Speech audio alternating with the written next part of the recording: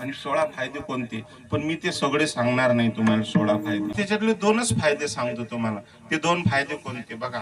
एक फायदा फायदा असा होत असतो की मी एक उदाहरण सांगतो. 10 बाय 15चं घर आहे. 10 बाय 15चं घर आहे आणि तुम्ही हिशोब करा बरं. त्याच्यात बुडान बुडी राहतात. किती जण झाले? 2 झाले का नाही? त्याईले 4 पोर आहेत. किती जण झाले आता?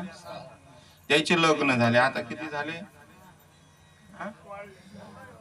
4 पोराचे लग्न झाल्यावर 10 झाले का नाही? मग त्याला 2-2 पोरं झाले. आता किती झाले? 18. बरोबर आहे की नाही? पाय माय हुशार आहे. 18 झाले. त्या पोराचे लग्न झाले. आता किती झाले?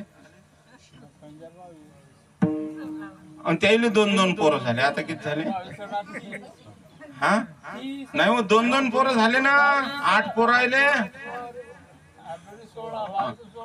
हा किती झाले? मग त्याचे लग्न झाले. आता किती झाले? नाही नाही लग्न. ऐका, गणित तुमचं असं लांबतच रे. मला तेवढं म्हणायचं नाही. पण आता तुमचे 38 झाले म्हणता का नाही? 38. खरं सांगा, 10 बाय 15च्या घरात 38 लोक कसे राहतील? म्हणून माणसं मरून राहिले. हा फायदाच आहे का नाही बा आपला? फायदा आहे का नाही? जर समजा आपले पूर्वज मेलेच नसते तर खरंच कुठं राहिले असतील लोक का नाही? अडचणी आल्या असत्या का नाही? हा मरणाचा एक सामाजिक दृष्टीने फायदा आहे महाराज.